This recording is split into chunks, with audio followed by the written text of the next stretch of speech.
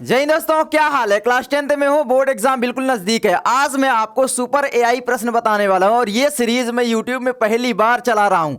पूरे यूट्यूब चैनलों में देख लेना, अभी नहीं मिलेगी, लेकिन लोग नकल करने आ जाएंगे। तो आज मैं बताऊंगा आपको सुपर एआई प्रश्न, जिसमें हम एआई से पूछते हैं पिछले 10 साल के प्रश्नों को एनालाइज करके। उसमें से वो बताएगा कि भाई एग्जामिनर कौन से प्रश्न अब की बार पूछेगा। हाँ, एआई बता सकता है, ये भी एग्जामिनर के दिमाग में घुस जाता है भाई। तो चलो आज मैं आपको 100 क्वेश्चन बताऊंगा और इससे बाहर बोर्ड एग्जाम में नहीं आएगा, दावे के साथ मैं कह सकता हूं। ठीक है, तो चलो यहां पर भाई शुरू करें। रख हौसला वो मंजर भी आएगा, रख हौसला वो मंजर भी आएगा, प्यासे के पास चलकर समंदर भी आएगा। थक कर ना बैठे बोर्ड एग्जाम से लड़ने वाले मुसाफिर, नंबर भी मिलेंगे और मिलने का मजा भी आएगा। और वो नंबर तू तभी पाएगा जब तू एआई सीरीज को फॉलो करके जाएगा। तो चलो यहां पर मेरे भाइयों शुरू करते हैं।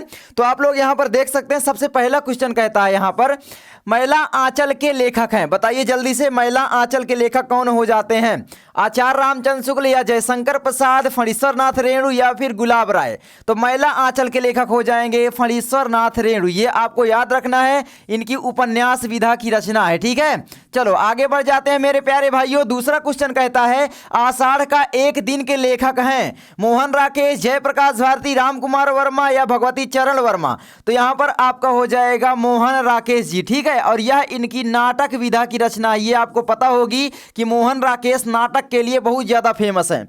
आगे आपका क्वेश्चन आता है तीसरा, हास्य रस का स्थायी भाव है। तो हास्य रस का स्थायी भाव जो होता है वो होता है हास्य, ये आपको पता ही होगा। और करुण रस का स्थायी भाव क्या होता है, आप लोग मुझे कमेंट करके बताएंगे। देखता हूं कितने बच्चे सही सही बताएंगे, और ये बोर्ड एग्जाम में आएगा। 1 नंबर अभी पक्का कर लो। आगे है आपका चौथा नंबर का क्वेश्चन, रोला छंद होता है। बताइए सममात्रिक होता है, विषम मात्रिक, अर्ध सममात्रिक या इनमें से कोई नहीं।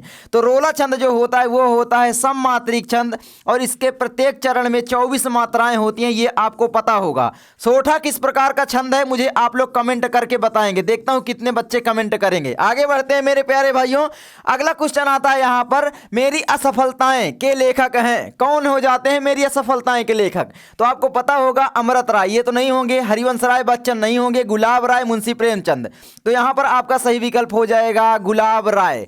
और ये कौन सी विधा है आपको पता होगी, आत्मकथा। बाबू गुलाब राय की प्रसिद्ध आत्मकथा है। ठीक है, अच्छा भैया, अमृत राय की एक रचना आपको पता होगी, कलम का सिपाही। अब की बार बोर्ड एग्जाम में आएगी, ये आप याद रखना। और ये आगे अभी आपको मिलेगी भी, क्योंकि एआई ने बताया है ना कि भाई कलम का सिपाही आने वाली है। ठीक है, तो अमृत राय की रचना कलम का सिपाही है, जीवनी विधा की रचना। आगे बढ़ते हैं मेरे भाई, ये देखो आ भी गई है छठवां, कलम का सिपाही किस विधा की रचना है? बताइए जल्दी से। अब आप लोग कमेंट कर दीजिए, मैंने बताया अभी अभी। ठीक है, चलो आगे बढ़ते हैं मेरे प्यारे भाइयों। आगे हमारा आता है 7वां, शुक्ल युग की समय सीमा है 1850 से 1900 ईस्वी तक, 1900 से 1920 तक, 1919 से 1938 ईस्वी तक, या 1938 से 1947 तक। तो सही विकल्प है आपका 1919 से 1938 ईस्वी तक। ये सभी आधुनिक काल आते हैं। आपको पता है आधुनिक काल जो शुरू हुआ 1843 ईस्वी से शुरू हुआ और अभी तक चलता आ रहा है। और उसी के बीच में फिर हम बांट दिए किसमें? सबसे पहले आपका यहां पर आता है द्विवेदी युग। मेरे प्यारे भाइयों आपको पता होगा,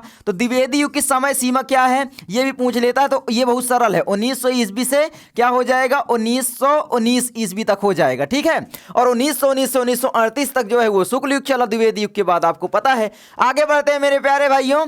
शुक्ल युग के प्रमुख इतिहासकार हैं। बताइए, हजारी प्रसाद द्विवेदी, जयशंकर प्रसाद, बाबू गुलाब राय, इनमें से कोई नहीं। तो यहां पर गुलाब राय भी शुक्ल युग के लेखक हैं, जयशंकर प्रसाद भी है, लेकिन इतिहासकार पूछा है तो यहां पर हजारी प्रसाद द्विवेदी जी हो जाते हैं शुक्ल युग के एक प्रमुख इतिहासकार। ठीक है, क्योंकि बाबू गुलाब राय तो आत्मकथा लेखक थे और जयशंकर प्रसाद नाटक और उपन्यास के लिए फेमस है, आपको पता है। तो हजारी प्रसाद द्विवेदी सही ऑप्शन हो जाएगा। आगे बढ़े मेरे प्यारे भाइयों। अगला क्वेश्चन आता है यहां पर, वाच्य के कितने भेद होते हैं? यह प्रश्न भी छपने वाला है भाई। वाच्य के कितने भेद होते हैं? तो आपको पता होना चाहिए भाई, 3 भेद होते हैं। कौन कौन से होते हैं? एक तो आपका होता है जो कर्ता के अनुसार, यानी कर्तरी वाच्य होता है ना, कर्तरी वाच्य होता है। एक कौन सा होता है मुझे कमेंट करिए जल्दी से।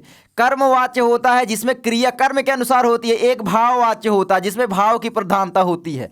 हो गया, खत्म कहानी। 1 नंबर अभी ले लो। ठीक है, तो ले लिए 1 नंबर। आगे बढ़ जाए मेरे प्यारे भाइयों। आगे हमारा आता है 10वां, अर्थ के आधार पर वाक्य के भेद होते हैं। बताइए, 3 होते हैं, 4 होते हैं, 8 होते हैं या 10 होते हैं? तो अर्थ के आधार पर वाक्य के 8 भेद होते हैं। अच्छा, रचना के आधार पर वाक्य के कितने भेद होते हैं, जल्दी से आप लोग मुझे कमेंट कर दीजिए और यहां से 1 नंबर अभी ले जाइए, आपका विकास भैया गारंटी के साथ कहता है। तो चलो आगे बढ़े मेरे प्यारे भाइयों। आगे हमारा आता है 11, मेरी असफलताएं किस विधा पर आधारित रचना है। देखो आ गई ना, ये गुलाब राय की रचना भी बताया मैंने, ये किस विधा की है ये भी मैंने बताया है। तो मैं क्वेश्चन भी पूछता हूं ताकि आप कमेंट करो तो भाई आपको याद हो जाए। हो सकता है भाई यही रचना आ जाए और आपको याद ना रहे, फिर दिमाग में आए कि मैंने तो विकास भैया की वीडियो में कमेंट किया था कि ये होगा, तो आपको याद आ जाएगा। तो भाई ऐसे ही कमेंट किया करो, मतलब जरूरी है कमेंट करना, तो जल्दी से कमेंट करो, ठीक है। तो कौन सी हो जाएगी, चलो मैं बता देता हूं, आपने कमेंट कर दिया होगा। मेरी असफलताएं बाबू गुलाब राय की क्या है, आत्मकथा विधा की रचना है।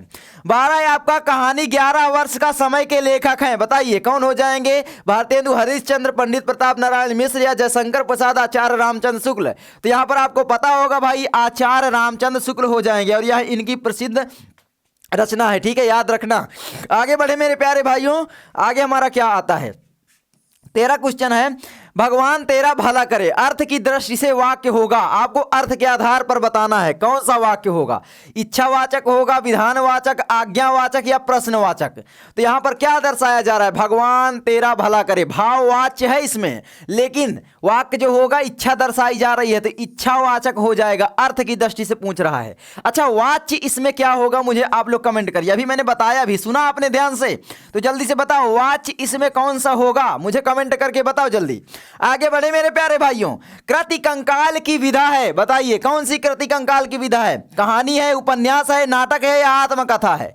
तो कंकाल जो है आपको पता है जयशंकर प्रसाद जी का क्या है, उपन्यास है कंकाल, और एक फेमस उपन्यास इनका याद रखना तितली, है ना। इनमें से प्रश्न आएगा ही आएगा। और ये कौन सी विधा है, सॉरी किस, इसके लेखक कौन है, तो आपके हो जाएंगे जयशंकर प्रसाद मेरे प्यारे भाइयों, कौन हो जाएंगे, जयशंकर प्रसाद। तो याद रख लेना भाई, ठीक है।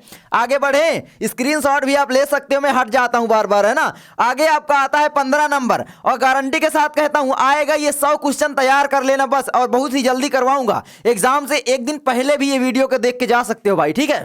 तो यहां पर अतीत के चलचित्र के लेखक कौन है, बताइए, मुंशी प्रेमचंद है, जैनेन्द्र कुमार है, भगवती चरण वर्मा या महादेवी वर्मा। तो सही विकल्प है आपका महादेवी वर्मा, ठीक है, याद रखोगे। पथ के साथी, मेरा परिवार, है ना, अतीत के चलचित्र इनके क्या है, इसमें संस्मरण एवं रेखा चित्र, है ना।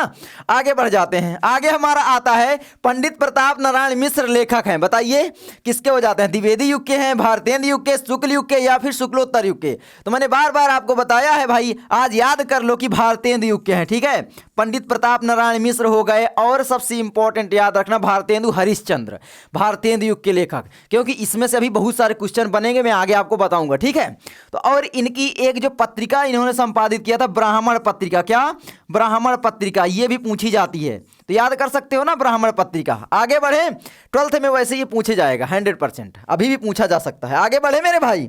आगे हमारा आता है 17, जहां हमें दुख होता है रस होगा, बताइए शोक होगा, करुण होगा, हास्य होगा या हास होगा। जहां हमें दुख होता है वहां पर रस होगा, तो यहां पर क्या होगा, क्या शोक होगा, बताओ। तो यहां पर आपका सही विकल्प, अरे यार करुण रस पूछा है ना, करुण रस का स्थायी भाव शोक होता है। तो यहां पर क्वेश्चन घुमा दे, अगर जहां हमें दुख होता है वहां स्थायी भाव होता है, तो आप जल्दी से बिना पढ़े करुण रस लगा दोगे तो गलत हो जाएगा, वहां पर फिर शोक होगा, ठीक है। आगे बढ़े। अच्छा, हास रस का स्थायी भाव क्या होता है, मुझे कमेंट करके बताओ, है ना। आगे बढ़ते हैं। 18, क्या भूलूं क्या याद करूं विधा है, बताइए कौन सी विधा है, क्या भूलूं क्या याद करूं। आप मतलब पढ़ने से भी पता कर सकते हो कि क्या हो सकती है यहां पर भाई, है ना। बताओ जल्दी से, आत्मकथा हो जाएगी। और ये किसकी है बताओ जल्दी से, तो आपको पता होगा भाई, ये है हरिवंश राय बच्चन की। किसकी है, हरिवंश राय, है ना। और यहां पर आपकी हो जाएगी बच्चन, तो याद रखोगे। आगे बढ़े मेरे प्यारे भाइयों। आगे हमारा आता है यहाँ पर 19 नंबर, इनमें से जयशंकर प्रसाद का उपन्यास नहीं है, बताइए। तितली है, ये तो आपका जयशंकर प्रसाद का ही उपन्यास है ना। तितली और कंकाल मैंने बताया ही, कंकाल, तितली, इरावती आपने पढ़ा होगा। उसके बाद है बाण भट्ट की आत्मकथा, मिल गया मिल गया मिल गया भाई, बाण भट्ट की आत्मकथा। ये किसका है, ये उपन्यास हजारी प्रसाद द्विवेदी का है। किसका है, हजारी प्रसाद, ठीक है। और यहां पर है द्विवेदी, तो ये आप याद रखना। ये किस युग के थे बताओ मुझे जल्दी से, किस युग के जो है लेखक थे? आप द्विवेदी से बोलोगे द्विवेदी युग नहीं, ये शुक्ल युग के हैं। और शुक्ल युग के क्या है? प्रमुख इतिहासकार, निबंधकार। ठीक है, आगे बढ़े मेरे भाई, मैं आपको सारी चीजें बताते चलूंगा। आगे हमारा आता है 20वां, इनमें से कोई एक विकल्प सही है, चुनिए, बताइए। आवारा मसीहा नाटक है? नहीं जी, आवारा मसीहा तो आपको पता है क्या है, जीवनी है ना? किसकी जीवनी है बताओ जल्दी से? तो ये तो है आपकी विष्णु प्रभाकर की। किसकी है? विष्णु की, है ना, विष्णु प्रभाकर की। तो ये आपको पता होगा, तो ये तो आपको पता है। लहरों के राजहंस, ये क्या है भाई? कहानी नहीं है, क्या है? ये तो नाटक है मोहन राकेश का। क्या है? नाटक। किसका? मोहन राकेश का भाई, है ना, मोहन राकेश का नाटक है। तो ये भी आपका नहीं होगा। तो यहां पर ये भी नहीं होगा, ये भी नहीं होगा। गोदान उपन्यास, ये बिल्कुल सही ऑप्शन हो जाएगा, क्योंकि ये मुंशी प्रेमचंद जी का क्या है? उपन्यास है। ठीक है, मेरी असफलताएं तो भाई गुलाब राय की रचना है, आत्मकथा। पीछे आपने देखा ही, तो आपको पता भी चल गया था ना, है ना? पीछे आपने पढ़ा है ध्यान से कि नहीं, बताना, है ना? आगे बढ़े मेरे भाई, आगे हमारा आता है यहां पर 21 नंबर। जहां उपमेय में उपमान की संभावना की जाती है, वहां पर कौन सा अलंकार होता है बताओ जल्दी? उपमा अलंकार, या फिर उत्प्रेक्षा अलंकार, रूपक अलंकार, या अनुप्रास अलंकार? जहां उपमेय में उपमान की संभावना प्रकट की जाती है, वहां पर आपका उत्प्रेक्षा अलंकार होता है, ये आपको पता है ना? और जहां पर भाई तुलना की जाती है उपमेय में उपमान की, तो क्या होता है वहां पर भैया? वहां पर आपका उपमा अलंकार होता है। और जहां पर एक रूपता बताई जाती है, मतलब भेद रहित आरोप किया जाता है, वहां पर आपका रूपक अलंकार होता है। तो बिल्कुल सिंपल है। और अनुप्रास अलंकार आपने अगर 9th में पढ़ा हो बता दूं, जहां पर एक ही वर्ण की बार बार उत्पत्ति होती है ना? कनक कनक के 100 गुनी मादकता अधिका, का बार बार आ रहा है। तो ये ठीक है। तो यहां पर 22 नंबर है आपका, हरिपद कोमल कमल से पंक्ति में अलंकार है, बताइए कौन सा हो जाएगा? हरिपद कोमल कमल से, जहां पर से आ जाए, सी आ जाए, या फिर आपका समान आ जाए, समान, या फिर सम, ये सब वाचक शब्द है किसके? उपमा अलंकार के। तो सही हो जाएगा आपका उपमा अलंकार। ठीक है, यानी पूछा जा रहा है हरि जी के, यानी भगवान के जो पद हैं वो कमल से कोमल है। हरिपद कोमल कमल से, पद मतलब चरण, है ना? तो तुलना हो रही है कमल से, हरि के पद की, यानी पैरों की। आगे बढ़े मेरे भाई, थोड़ा सा दिमाग लगाओगे तो आप सही कर दोगे। आगे हमारा आता है यहाँ पर 23 नंबर, रस मीमांसा के लेखक हैं, बताइए जल्दी से। रस मीमांसा के लेखक कौन है? महादेवी वर्मा? नहीं जी, है ना? रामचंद्र शुक्ला, बताओ, है ना? निराला महावीर। यहाँ पर आपका रामचंद्र शुक्ला नहीं होगा, रामचंद्र शुक्ल होना चाहिए। ठीक है, थोड़ा मिस्टाइप है बस। ठीक है, कोई दिक्कत नहीं है, आप लोग कर लीजिए। ठीक है, आगे बढ़े मेरे भाई। आगे आपका क्या आता है? रस मीमांसा। एक इनकी आलोचना और भी फेमस है, त्रिवेणी। पूछ लेता है त्रिवेणी, तो याद रखना त्रिवेणी, है ना? और क्या है? सूरदास। आपने पढ़ ही लिया होगा वैसे। चलो आगे बढ़ते हैं। 24 नंबर कहता है, शुक्ल युग का नामकरण किस विद्वान के नाम पर किया गया बताओ? वंशीधर शुक्ल, आचार्य रामचंद्र शुक्ल भाई, है ना? इनके आपको वो जीवन परिचय भी याद होगा भाई। 5 नंबर का आएगा, गारंटी के साथ कहता हूं, आ जाएगा, फिर नहीं कहना। तुम्हारा विकास भैया भी बोल रहा है आ जाएगा, तो आ जाएगा। तो तैयार कर रहे हो या नहीं बताओ? नहीं, बहुत मारेंगे। ठीक है, तैयार कर लो, 5 नंबर का आएगा, तो ये आपका हो जाएगा। आगे बढ़े मेरे भाई, आगे बढ़ते हैं। 25 है आपका, ध्रुव स्वामी नाटक के लेखक हैं, बताइए। हरिकृष्ण प्रेमी, जयशंकर प्रसाद। तो भैया जयशंकर प्रसाद आपको पता है इनके कौन कौन से नाटक है? जयशंकर प्रसाद के जो नाटक हैं वो कौन कौन से हो जाते हैं? तो आपको पता होगा, है ना, कौन कौन से हो जाते हैं? जैसे कि आपका चंद्रगुप्त हो गया भाई, और यहाँ पर स्कंदगुप्त हो गया, स्कंदगुप्त। और बताओ जल्दी से, है ना? एक है आपका अजात शत्रु, अजात शत्रु, है ना, अजात शत्रु। और यहाँ पर है फिर ध्रुव स्वामी, तो है ही है। एक है आपका कामना। ये सभी याद होने चाहिए आपको, गारंटी के साथ कहता हूँ। इसमें से 1 नंबर अब की बार आएगा ही आएगा, इतना याद कर लो। जयशंकर प्रसाद के भाई जो ट्रेंडिंग लेखक है उनको तो याद ही करना है। आचार्य रामचंद्र शुक्ल की सभी रचनाएं, जयशंकर प्रसाद की, सुमित्रानंदन पंत की, ये कितने फेमस है भाई। राजेंद्र प्रसाद की कुछ रचनाएं याद कर लो, भगवत शरण उपाध्याय की, जो आपके पाठ्य पुस्तक में है मेरे भाई। ठीक है, तैयार कर लोगे? बोलो। ये एआई प्रश्न है भाई, बताए दे रहा हूं अभी। ये एआई बता रहा है पूरा, ये तुम्हारा विकास भैया खुद एआई है। एग्जामिनर के दिमाग में घुस जाएंगे और बोलेगा एग्जामिनर कि अरे यार कहाँ से ये बता दिया कि भाई मैं यही प्रश्न पूछने वाला था। ठीक है, तो भविष्य हम देख सकते हैं भाई पूरा एआई से। आगे बढ़े, 26 नंबर है आपका, शुक्ल युग के प्रमुख स्तंभ माने जाते हैं। बताइए, सुमित्रा नंदन पंत, सूर्यकांत त्रिपाठी, निरालाम, जयशंकर प्रसाद, इनमें से कोई नहीं। तो शुक्ल युग के प्रमुख स्तंभ जो माने जाते हैं, इनमें से कोई नहीं। क्यों भाई, इनमें से सभी है ना, तो यही हो जाएंगे। अच्छा, क्यों? सुमित्रा नंदन पंत शुक्ल युग या छायावादी युग के प्रमुख 4 स्तंभों में से एक है। 4 स्तंभ कौन कौन से हैं आपको पता है? इनमें 3 दिया गया है, सुमित्रा नंदन पंत, सूर्यकांत त्रिपाठी, निराला, जयशंकर प्रसाद, आचार्य रामचंद्र शुक्ल, एक इंपॉर्टेंट महादेवी वर्मा, आपको पता होगा। ये सभी बहुत फेमस हैं और इनकी सभी रचनाएं आपको याद होंगी, मुझे पता है याद होंगी। अगर नहीं है तो भाई एक बार पढ़ लो, याद नहीं करना है, केवल पढ़ना है, आपका दिमागवा को सॉल्व करने देना है, विकल्प की प्रैक्टिस करना है बस।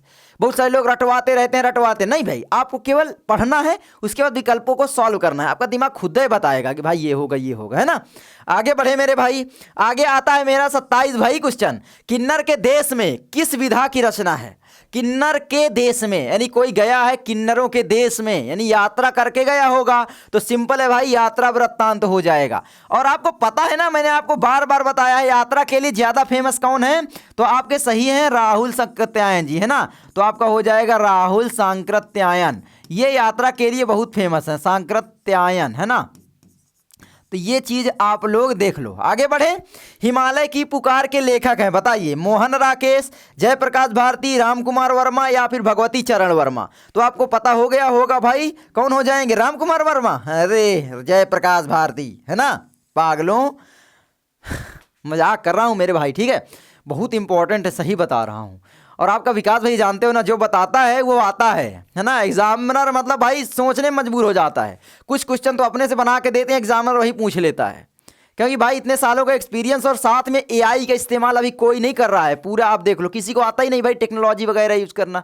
जितने भी टीचर हैं वो केवल पढ़ा रहे हैं, टेक्नोलॉजी सबको नहीं आता यूज करना। तुम्हारा विकास भैया हर चीज़ कर लेता है, ऑलराउंडर भाई, ऑलराउंडर। ऑलराउंडर समझते हो ना, हर चीज़ करते हैं भाई, बैटिंग भी कर लेते हैं, बॉलिंग भी, फील्डिंग भी, और यहाँ पर पढ़ा भी ले, सब कर लेते हैं, मैचों खेल लेते हैं सब।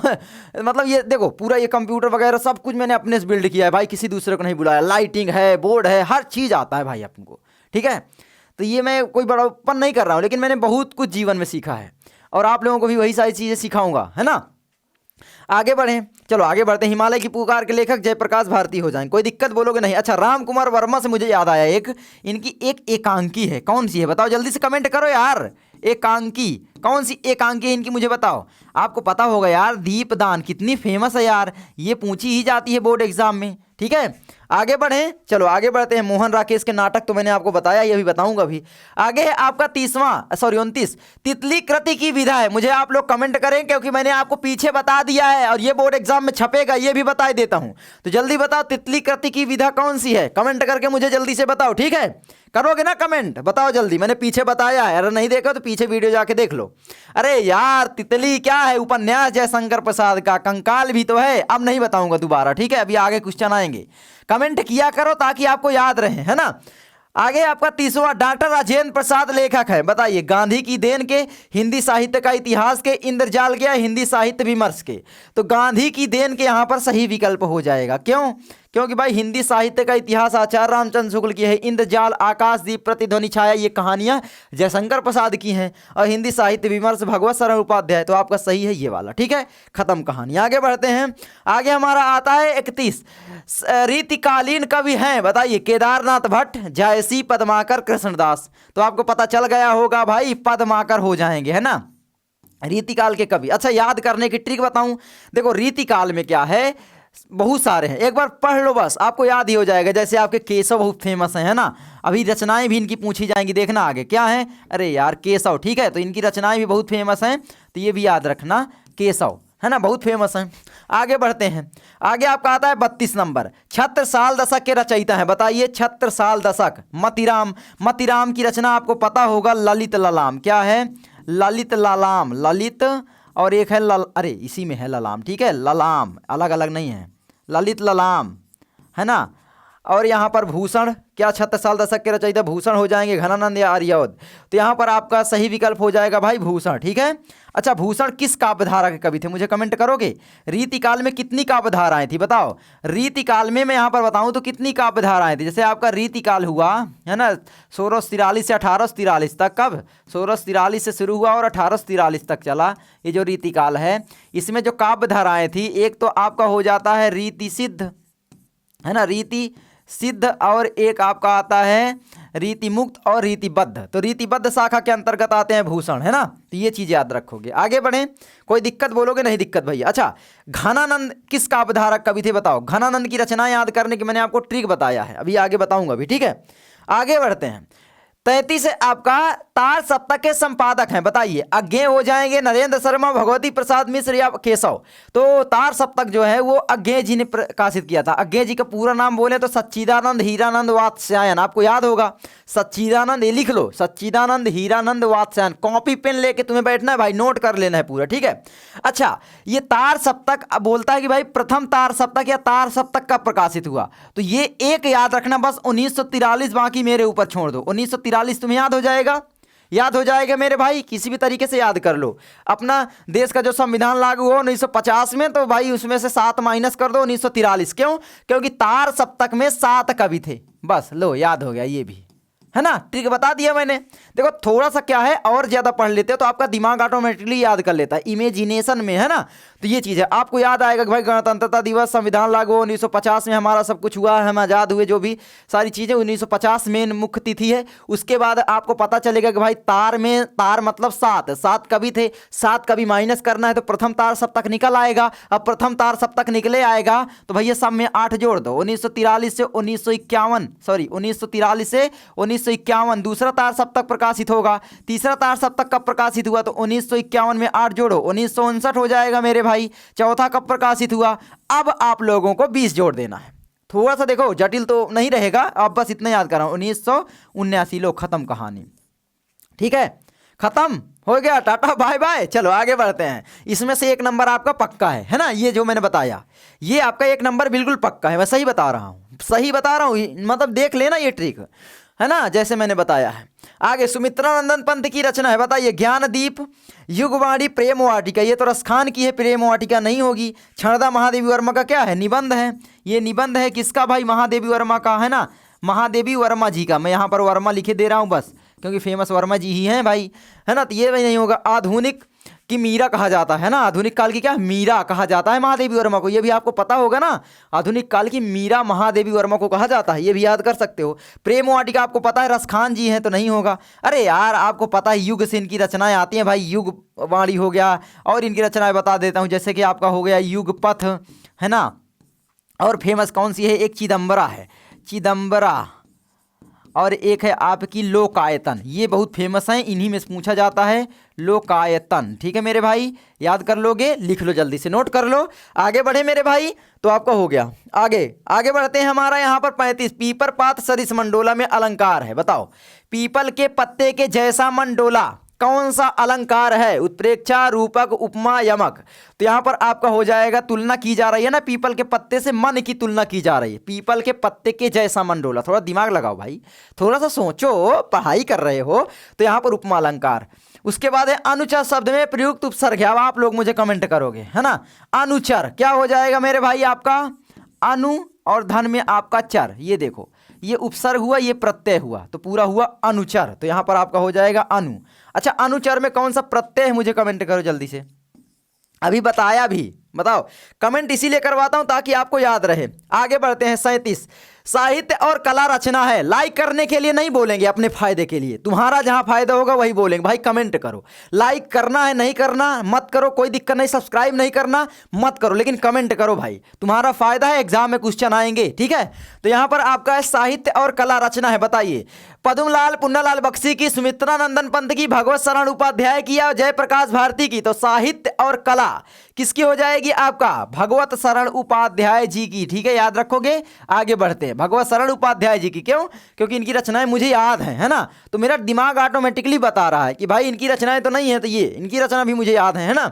आगे बढ़ते हैं, शुक्लोत्तर युग के लेखक है, बताइए। राधाचरण गोस्वामी, चतुर्सेन शास्त्री, दौलताराम या फिर धर्मवीर भारती, है ना। ये आप जानते हो भाई, ये क्या है, भारतेंद्र युग के, है ना, भारतेंद्र युग के हैं।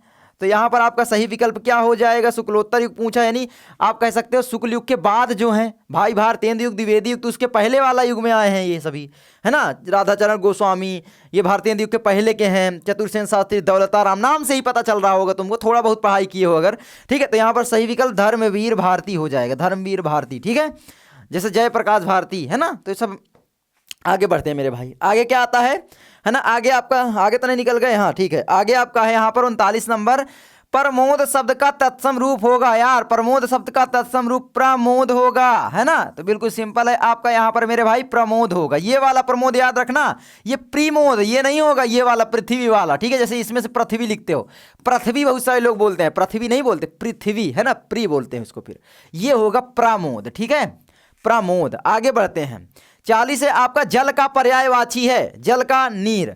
यार पहले ही विकल्प सही हो गया क्या ही, अब बताएं, चलो बता देते हैं। जलज, जलज किसका पर्यायवाची है? तो आपको पता है कमल। अच्छा, जलज को और क्या बोला जाता है?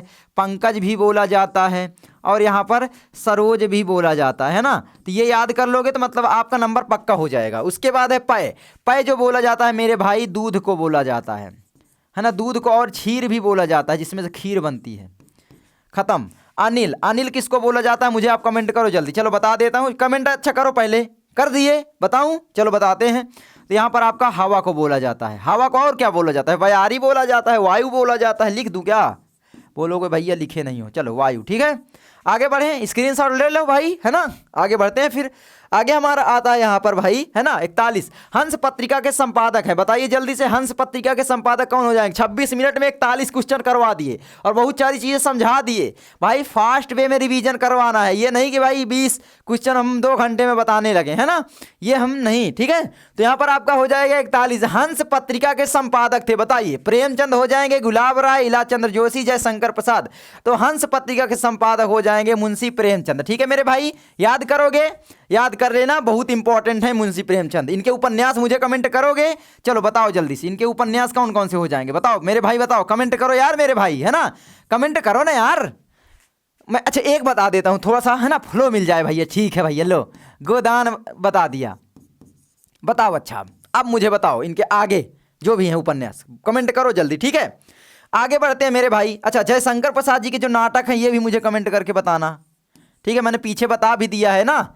चलो आगे बढ़े, गुलाब राय की एक प्रमुख रचना मुझे आप बताओ कमेंट करके। देखो वही बार बार रिपीट हो रहे हैं इधर उधर जो यहाँ पर मैं बता रहा हूँ, और ये सभी एआई प्रश्न हैं, और ये सभी बोर्ड एग्जाम में आए हुए क्वेश्चन भी हैं, ये भी मैं बता दूं, प्रीवियस ईयर के भी हैं, और एआई ने बताया। एआई से मैं और बहुत सारे क्वेश्चन जो करवाऊंगा और भी विषय के, भाई देखना आएंगे।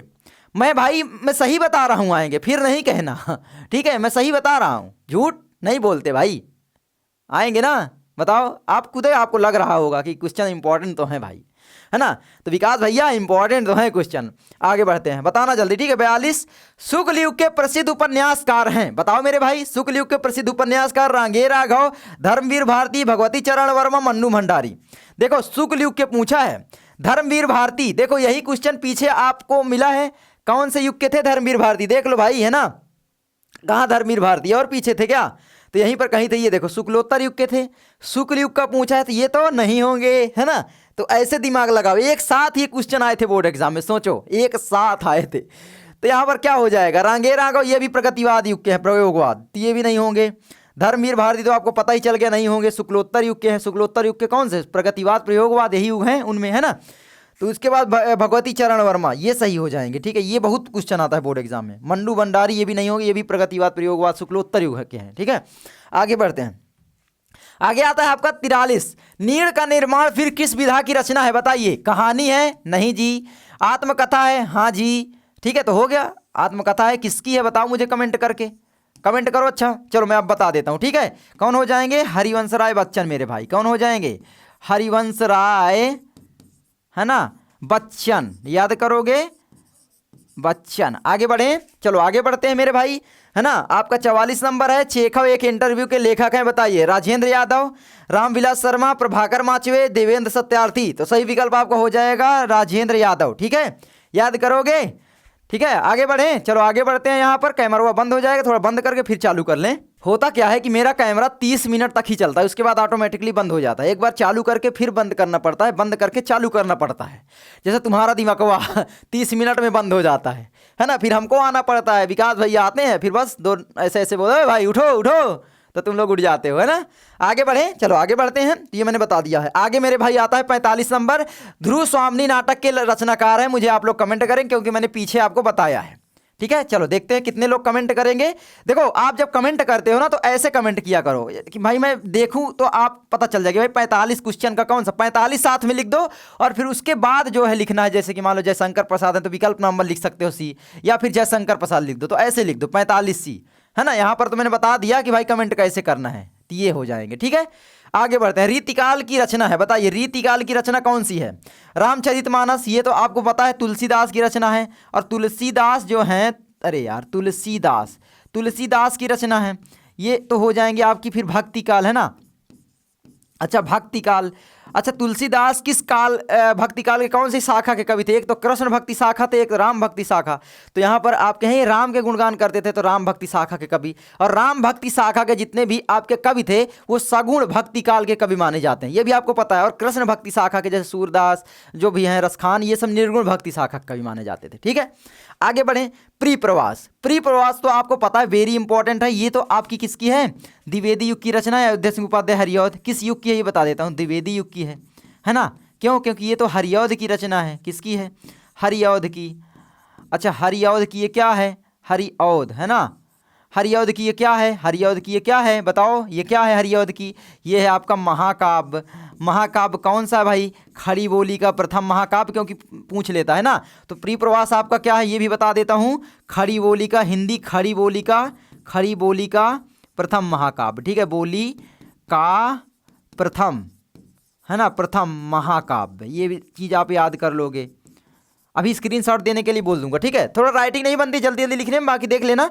प्रेम माधुरी, प्रेम माधुरी तो भारतेंदु हरिश्चंद्र की है, तो ये भी नहीं होगी, है ना। अच्छा आपको याद हो गया, रामचंद्रिका, ये सही विकल्प हो जाएगा, ठीक है। रामचंद्रिका, अच्छा प्रेम माधुरी किसकी है, भारतेंदु हरिश्चंद्र की, याद कर लेना, भारतेंदु की, ठीक है। बस इतना लिख दूंगा, बस भारतेंदु हरिश्चंद्र की, ठीक है। विकास भाई ये सारी चीज़ें बताता है, आपको पता है ना। देखो ये हरिश्चंद्र की, ठीक है। रामचंद्रिका, कवि प्रिया, रसिक प्रिया, कवि प्रिया, और यहां पर एक आती है रसिक प्रिया, है ना, रसिक प्रिया। ये सभी रचनाएं किसकी हैं, केशवदास की हैं। अच्छा केशवदास किस काव्यधारा के कवि थे ये भी बताओ जल्दी से। तो केशवदास मेरे भाई आप लोग याद कर लेना किस काव्यधारा के कवि थे, तो रीतिबद्ध, रीतिकाल में जो काव्यधारा थी ना, रीतिबद्ध, रीतिकाल से बंधे हुए मतलब रीतिबद्ध, ठीक है। ये रीतिबद्ध शाखा कवि थे केशवदास, याद कर लोगे। अच्छा अभी नाम नहीं लिखा का, तो ये भाई केशवदास की रचना है, तो नाम भी लिख देता हूँ, किसकी रचना है, केशव की, ठीक है। लो इतना सारा भाई करवा दिया स्क्रीनशॉट ले लो जल्दी, ठीक है। आगे बढ़े मेरे भाई, चलो आगे बढ़ते हैं। आगे हमारा क्या आता है यहाँ पर, आगे हमारा आएगा, देखते हैं आगे क्या आएगा। आगे हमारा क्या आया है यहाँ पर, 47 नंबर, तार सप्ताह का प्रकाशन वर्ष है, बताओ तार सप्ताह का प्रकाशन वर्ष। मैंने बताया है भाई, इसके संपादक कौन थे ये भी कमेंट करो, जल्दी से कमेंट करो संपादक, ठीक है। बार बार रिपीट क्यों करवा रहे हो भाई, ये क्वेश्चन देखो, ये क्वेश्चन बार बार बोर्ड एग्जाम में आते हैं, इसलिए रिपीट इसलिए करवा रहा हूं ताकि आपको याद हो जाए।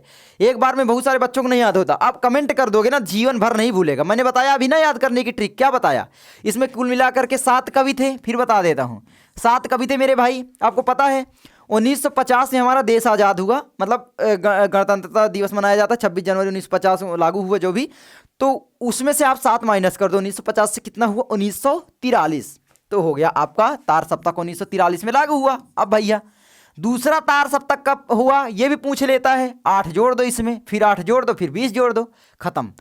तो बताना है कमेंट करके अब कौन सा होगा, ट्रिक मैंने बताया है बताना। आगे आपका 48 नंबर, लोक आयतन के रचनाकार हैं, बताओ जल्दी से मेरे भाई। सूर्यकांत त्रिपाठी निराला, ये तो राम की शक्ति पूजा एक रचना है, उसके लेखक हैं, बहुत फेमस रचना है ना। लोक आयतन का मैंने आपको बताया, लोक आयतन चिदम्बरा युगवाणी युगपत किसकी रचना है, यहाँ पर आपका हो जाएगा जयशंकर प्रसाद, नहीं जी। सुमित्रा नंदन पंत, हाँ जी, है ना, तो आपका सुमित्रा नंदन पंत हो जाएंगे, ठीक है, इनकी रचना हो जाएगी। कौन कौन, जैसे लोकायतन हुआ, और कौन सी फिर से बता देता हूँ, युगपथ से शुरू होता है, युगपथ, और यहाँ पर फिर युग में क्या हुई, वाणी किए ये लोग, युग वाणी, है ना, और कौन सी है बताओ जल्दी से, एक चिदम्बरा, याद कर लोगे ना, चिदम्बरा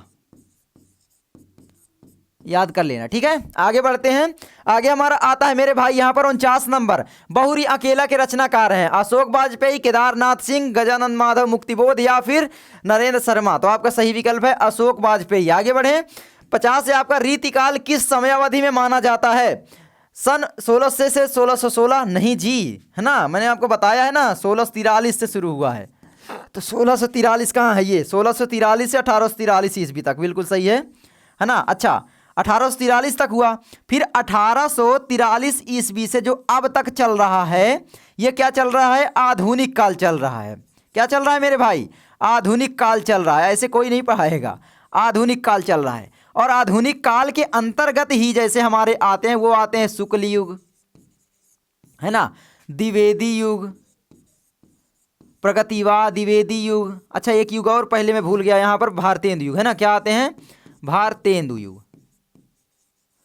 ठीक है। तो ये चीजें हो गई, समझ में आया, अब कोई दिक्कत तो नहीं होगी, याद कर लोगे। अच्छा क्या बता दूं, पूरा बता दूं, बताना, कमेंट करो, बताना है कि नहीं, पूरा कमेंट किया करो। आगे बढ़े, तो ये चीज़ है, बताओ। अच्छा, शुक्ल युग की समय सीमा कब हो जाएगी मेरे भाई, बताओ, शुक्ल युग की समय सीमा बताओ, द्विवेदी युग की समय सीमा, मैंने पीछे बताया ना द्विवेदी युग की, और यहाँ पर भारतेंदु युग की समय सीमा बताओ, भारतेंदु युग की, भारतेंदु युग की समय सीमा बताओ जल्दी से।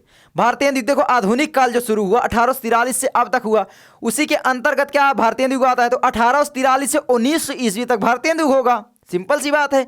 और 1900 ईस्वी से 1919 तक जो चला वो द्विवेदी युग चला, उसके बाद 1919 से 1938 तक जो चला वो शुक्ल युग चला, उसके बाद शुक्लोत्तर युग में प्रगतिवाद, प्रयोगवाद, नई कविता युग आ गया, हो गया खत्म कहानी। आगे बढ़े, आगे हमारा आता है मेरे भाई 51 नंबर, जहां पर उपमेय की किसी उपमान से गुणधर्म के आधार पर तुलना की जाए, भाई लो तुलना मतलब क्या हो जाएगा, उपमा अलंकार, लो खत्म कहानी। 52 है आपका, रोला छंद के प्रत्येक चरण में मात्राएं होती हैं, भाई रोला छंद में कितनी मात्राएं होती हैं, 24 मात्राएं होती हैं, कितनी बार बताऊं। यह एक क्या है, सममात्रिक छंद है ना, ये भी तुमको पता होगा मेरे भाई, तो भाई तुम बिल्कुल तैयार कर लो। विकास भैया दावे के साथ कहता है इसमें से क्वेश्चन फंसेंगे, देख रहे हो सारे इंपॉर्टेंट हैं, हम वो वाले नहीं है भाई कि अभी एग्जाम का टाइम है, हम वो वाले नहीं कि भाई आपको करवाएं 500 1000 क्वेश्चन करवाएं, अब बोलेंगे भाई बोर्ड एग्जाम में आएगा 5000 क्वेश्चन करवा देंगे तो आएगा ही आएगा। बहादुरी तो तब है ना कि अपना गेस करो, 50 क्वेश्चन दो, 100 क्वेश्चन दो, उसमें से सारे फंस जाएं, वही बहादुरी है। तो हम वो वाले हैं। ये वाली वीडियो तुमको हमेशा जिंदगी भर याद रहेगी अगर आज छोड़ के चले गए, क्योंकि भाई तुम क्या है, जब देने जाओगे एग्जाम और भूल जाओगे, फिर आओगे घर, फिर ये वीडियो देखोगे, तब तुमको समझ में आएगा यार काश विकास भैया की वीडियो देख लिया होता। एक भी क्वेश्चन नहीं छूटेंगे इसमें से, ये जो मैं बता रहा हूँ, ठीक है। चलो आगे बढ़े मेरे भाई, आगे हमारा आता है यहाँ पर, तो ये चीज़ आपको याद हो गया है, सम्मात्रिक छंद है, 24 सम्मात्रिक छंद, ठीक है। यति कब होती है, तो 11 और 13 पर, 11 और 13 मात्राओं पर क्या होती है, यति होती है ना, 24 मात्राएं होती हैं, आपको पता है। अच्छा ये भी पूछ लेता है कि रोला छंद में कितने चरण हैं, तो 4 चरण होते हैं, ठीक है, ये चीज़ भी याद रखना। आगे बढ़े मेरे भाई, आगे आता है 53 नंबर, सूरज का तत्सम रूप है, बताइए सूरज का, सूर्य हो जाएगा, दिनकर तो क्या है, पर्यायवाची है, हाँ, सूरज नहीं, प्रकाश नहीं, तो यहाँ पर सही है सूर्य, है ना, सूर्य, ठीक है, सूर्य को ही सूरज बोलते हैं। को थोड़ा सा दिमाग लगाते तो सही हो जाता, और ये बोर्ड एग्जाम में आया हुआ क्वेश्चन है। 54 है आपका, हास रस का स्थायी भाव है, भाई बिल्कुल सिंपल है, हास रस का स्थायी भाव, हास है, कितनी बार बताऊं, जहां पर हमको कुछ भी चीज़ देख करके हंसी आती है वहां पर हास होता है। अगर तुम्हें बोर्ड एग्जाम में आ जाए कि किसी विकृत रूपाकार वेशभूषा देख करके हमें जो मन में भाव उत्पन्न होता है, कौन सा उत्पन्न होता है, तो हास रस, है ना, हास, सिंपल। आगे बढ़ते हैं मेरे भाई, आगे हमारा आता है, अच्छा रस के कितने भाग होते हैं, रस के भाग, ये भी बोर्ड एग्जाम में आ जाता है, तो मुझे कमेंट करो। देखो सबसे पहला आपका तो स्थायी भाव होता है, आपने पढ़ा होगा, है ना, क्या होता है मेरे भाई, स्थायी भाव होता है। अरे यार परिभाषा याद किया हो नहीं, हास रस का स्थायी भाव हास है, मैंने ट्रिक बताया था एक। बच्चे बोल रहे थे भैया इतना अच्छी ट्रिक बता दिए, कैसे? हास रस का स्थायी भाव हास है, बस स्थायी भाव याद हो गया। जब यही स्थायी भाव विभाव अनुभव एवं संचारी भाव संयोग करता है तब हास रस की निष्पत्ति होती है। करुण का पूछे चाहे जिसका पूछे भाई, अब आप बता दोगे। अच्छा, स्थायी भाव के बाद क्या होता है दूसरा? अनुभाव। अनुभाव जो भाव अंदर उठता है, अनुभाव। अनुभाव अनु मतलब अंदर, भाव यानी अंदर जो हमारे आंतरिक शरीर के अंदर भाव उठता है। फिर उसके बाद हम क्या है? विभाव। विभाव में आपका उद्दीपन आता है, जैसे किसी मान लो भीड़ है, अब भीड़ हंस रही है तो हमको ऑटोमेटिकली हंसी आ जाती है। कोई दुखी है, रो रहा है, तो हम उसको देख करके रोने लग जाते हैं, तो वो हो जाता है अनुभाव विभाव। एवं चौथा आपका होता है जब फिर हम कुछ भी चीज़ रिएक्शन करते हैं, यानी संचारी भाव, हमारे अंदर जो संचरण होता है, तो आपका हो जाएगा संचारी भाव। संचारी भाव कितने हो गए भाई बताओ? 4। तो रस के 4 भेद हो गए, अनुभाव विभाव संचारी भाव। ठीक है, खत्म आपका। अब बता दोगे? सारी चीज़ मैंने बता दिया है। आगे बढ़े फिर, चलो आगे बढ़ जाते हैं। आगे हमारा आता, देखो एक साथ में सारी चीज़ें आपको क्लियर करवाते चल रहा हूँ। 55 आपका है पंडित प्रताप नारायण मिश्र लेखक है, ये तो मैंने आपको बताया है ना। अगर नहीं बताया है तो जान लो, प्रताप नारायण मिश्र भाई आई थिंक तीसरा या चौथे नंबर पर था ये क्वेश्चन, तो मुझे कमेंट करो जल्दी। अगर पूरी वीडियो देखो, नहीं देखो तो मैं बता देता हूँ। चलो हाँ, बढ़ा के देखते हो। भारतीय युग के हैं, है ना। इन्होंने क्या है? ब्राह्मण पत्रिका का संपादन किया था, ब्राह्मण, है ना। तो ये भी आपको पता होगा मेरे भाई। आगे बढ़ें। आगे आपका आता है 56 गुनाहों का देवता रचना की विधा है। धर्मवीर भारती का क्या है ये बताओ? कहानी है, उपन्यास, नाटक, एकांकी। तो उपन्यास है, आपको पता होगा। ये किसकी रचना है? तो धर्मवीर भारती के मेरे भाई। किसकी? धर्मवीर, है ना, धर्मवीर भारती। भारती याद कर लोगे। आगे बढ़ें, आगे बढ़ते हैं। ठीक है, आगे हमारा आता है यहाँ पर 57 महिला आंचल के लेखक हैं। अब आप लोग बता दोगे ना। महिला आंचल की विधा मैंने आपको बताया था, उपन्यास है, और इसके लेखक भी मैंने आपको बताया था, क्या? फणीश्वर नाथ रेणुयार, है ना। हो गया खत्म। 58 आपका है आषाढ़ का एक दिन के लेखक हैं, बताइए। मोहन राकेश, जयप्रकाश भारती, राम कुमार वर्मा, भगवती चरण वर्मा। तो मोहन राकेश का क्या है? ये आषाढ़ का एक दिन नाटक है ना। पीछे मैंने बताया, बार बार रिपीट हो रहा है। बोलो भैया क्यों? क्योंकि ताकि आपको याद हो जाए, सिंपल सी बात है।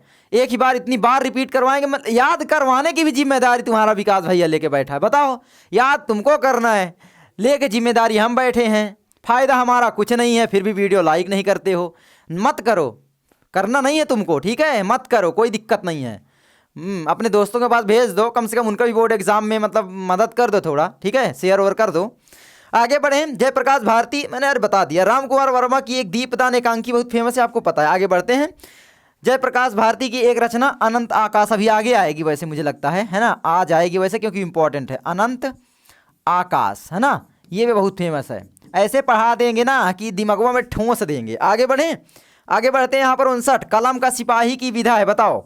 ये तो मैं नहीं बताऊंगा क्योंकि ये बहुत फेमस है और मैं बार बार बताया, मैं थक चुका हूँ कि भाई ये आएगी बोर्ड एग्जाम में, आएगी। तुम लोग पता नहीं क्या कर रहे हो, याद किए कि नहीं बताओ? आएगा, हाँ ठीक है, बताओ मुझे कमेंट करके कौन सी विधा है, इसके लेखक कौन है, ये भी तुम्हें कमेंट करना है। कमेंट करने का तरीका मैंने बता दिया है। जैसे 59 का करना है तो 59 का विकल्प नंबर करो पहले। 59 नंबर तुम मुझे कमेंट कर रहे हो, उसके बाद इसमें कौन सा विकल्प होगा वो विकल्प आप लोग करो। जैसे सी होगा मान लो, या डी होगा कुछ भी, उसके बाद लेखक का नाम भी आगे लिख सकते हो, ठीक है। इतना तो तुम लोग ज्ञानी हो। आगे है आपका 60 लहरों के राजहंस के लेखक है, बताओ। लहरों के राजहंस धर्मवीर भारती का है, मोहन राकेश, कमलेश्वर या राजेंद्र यादव। बहुत फेमस रचना है मेरे भाई, लहरों के राजहंस। तो ये है मोहन राकेश का क्या है मेरे भाई? मोहन राकेश का क्या है? नाटक, ठीक है। मोहन राकेश का क्या है यहाँ पर? तो यहाँ पर याद रखना नाटक है मेरे भाई, ठीक है। आगे बढ़ जाते हैं। आगे आता है हमारा यहाँ पर 61 नंबर आकाशदीप के लेखक हैं, बताइए। अमरकांत, आचार्य रामचंद्र शुक्ल, जयशंकर प्रसाद निराला। तो आकाशदीप, प्रतिध्वनि छाया, इंद्रजाल, है ना, ये सभी रचनाएं जयशंकर प्रसाद की हैं। क्या है भाई? कहानी। क्या है बता दूं? चलो बता देता हूँ, ये क्या है? कहानी है। जयशंकर प्रसाद की आपको पता ही है ना, जयशंकर प्रसाद की कहानी है। अच्छा, जयशंकर प्रसाद की और कहानी है कौन कौन सी है बताओ? तो बता देता हूँ। पहली आपकी मान लो प्रतिध्वनि हो गई, क्या हो गई? प्रतिध्वनि, है ना। दूसरी आपकी एक है छाया। तीसरा आपका है इंद्रजाल, है ना, इंद्रजाल। ये ऐसे बताऊंगा कि बोर्ड एग्जाम इससे बाहर आएगा ही नहीं। इससे बाहर आएगा तो मैं कहता हूं पढ़ाना बंद कर दूंगा, देख लेना। सही बता रहा हूं, आज दावे के साथ कह रहा हूं। अगर इससे बाहर बोर्ड एग्जाम में आ गया, जो बता रहा हूं चुपचाप पढ़ लो, नोट कर लो, ठीक है। चौथा आपका यहां पर इंद्रजाल, आकाशदीप, प्रतिध्वनि, छाया, इंद्रजाल, आकाशदीप। आकाशदीप तो यहां पर लिखी गई, जो लिख देता हूं। आपका है आकाशदीप, है ना। ये हो गई मेरे भाई, याद कर लो। इनके नाटक तो मैंने पीछे आपको बताया, चंद्रगुप्त से शुरू होता है, स्कंदगुप्त तक जाता है, फिर अजातशत्रु आता है, ध्रुव स्वामिनी तक जाता है, ऐसे याद करो। चलो आगे बढ़े। आगे मेरे भाई यहाँ पर आता है केशव काव्यधारा के कवि हैं, देखो आ गया है ना, पीछे मैंने बताया भी, वैसे फिर बता दूंगा। रीतिबद्ध शाखा के रीति सिद्ध, रीति मुक्त या प्रयोगवाद। तो याद रखना मेरे भाई, केशव जो है वो रीतिबद्ध शाखा के नहीं बल्कि रीति सिद्ध शाखा के कवि हैं। रीति सिद्ध शाखा के, भैया तुम्हें से गलती होती का, ये रीतिबद्ध ही होगा, ठीक है। केशवदास की जो रचनाएं हैं जैसे कि आपका रामचंद्रिका, मैंने बताया ही, वेरी फेमस है। राम क्या है, रामचंद्रिका, रामचंद्रिका, ठीक है, रामचंद्रिका। और काव्य प्रिया, प्रिया के पीछे ये पड़ गए थे फिर केशवदास, रवि कवि प्रिया, फिर एक है रसिक प्रिया, ये देखो प्रिया के पीछे पड़े हैं ना, प्रिया। अच्छा, इसमें क्या है, बड़ा आ बाद में आता है रचनाओं में इनके, देख लो चाहे, रामचंद्रिका, कवि प्रिया, रसिक प्रिया, ठीक है, हो गया खत्म। रीतिबद्ध शाखा के कवि हैं। अच्छा, रीति मुक्त शाखा के कवि अगर आपने याद कर लिया, और रीति सिद्ध तो आपको हमेशा याद हो जाएगा, एक बार तो पढ़े होंगे आप, मैं ट्रिक बता देता हूँ। जैसे रीतिबद्ध शाखा के कवि जितने भी आप पढ़ लो एक बार, पद्माकर हो गए, भूषण हो गए, है ना, ये आपके हो गए, केशव हो गए, ये सभी है ना, जितने भी हैं, कोई दिक्कत नहीं है, तुमको कुछ नहीं करना है यहाँ पर। आप इतना भी याद रखो कि रीति मुक्त शाखा के कवि कौन है, बस इतना याद करना है तुमको। जैसे कि आपको हो जाता है एक घनानंद, घनानंद, घनानंद, हाँ घनानंद, और यहाँ पर है बोधा आलम ठाकुर, आलम, और यहाँ पर है ठाकुर। ठाकुर को वैसे एक रचना है ठाकुर ठसक, इंपॉर्टेंट आ सकती है तो ठाकुर रहेगा ही, तो ठाकुर ठसक, ठीक है, ठाकुरे में लगा देना है, कहानी खत्म। ये आपके क्या है, रीति मुक्त शाखा के। रीति सिद्ध बोले तो केवल बिहारी लाल आते हैं आपके, क्या हैं, बिहारी आ जाते हैं, है ना मेरे भाई, बिहारी आ जाते हैं। बिहारी की रचना आपको पता ही होगी, बिहारी सतसई, बिहारी लाल, बिहारी सतसई, हो गया खत्म, कुछ याद ही करना नहीं है, हो गया। लो आपका रीतिकाल भी खत्म। मैंने आपको इसका है ना बता ही दिया है कि भाई इसका डेट ऑफ बर्थ कब है, मतलब इसकी समय अवधि कितनी है, कब से कब पैदा हुआ ये रीतिकाल है। आगे बढ़े, सब चीज़ें मैंने बता दिया है। आगे बढ़े तो स्क्रीनशॉट ले लेना, नहीं तो ये पूरा मैं आपको पीडीएफ है ना दे दूंगा, कोई दिक्कत नहीं है।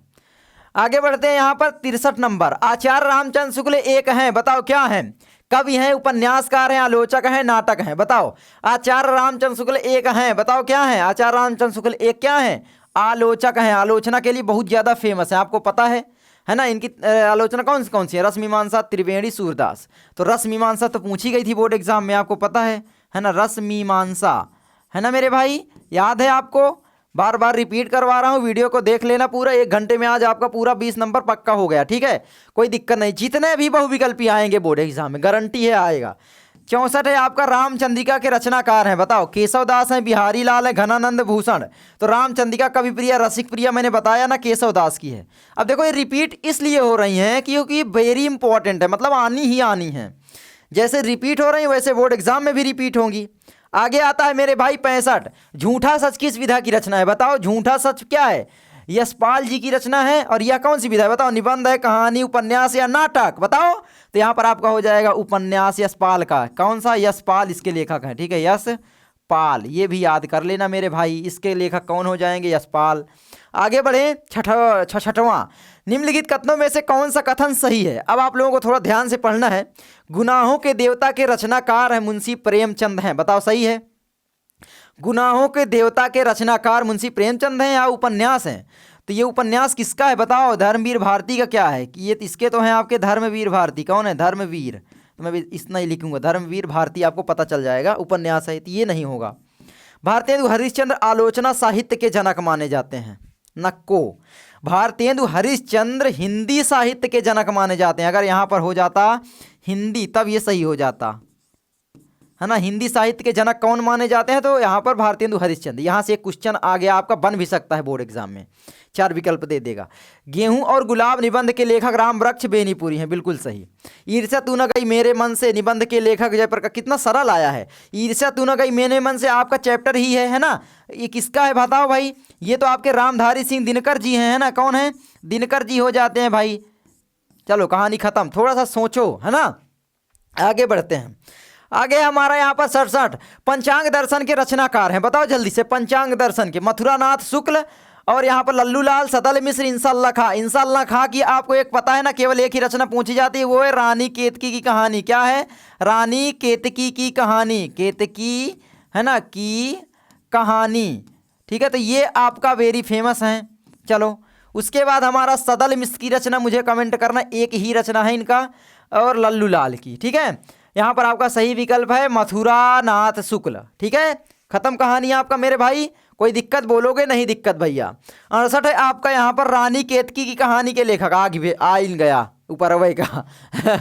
चलो बताओ, कमेंट कर दो अब। ठीक है, जल्दी से भैया कमेंट कर दे यार, प्यारे प्यारे बच्चे हो तुम लोग, आराम से कमेंट करो, तुम्हारा विकास भैया सब कुछ बताएगा, कोई दिक्कत नहीं है। ठीक है, मतलब नो टेंशन यार।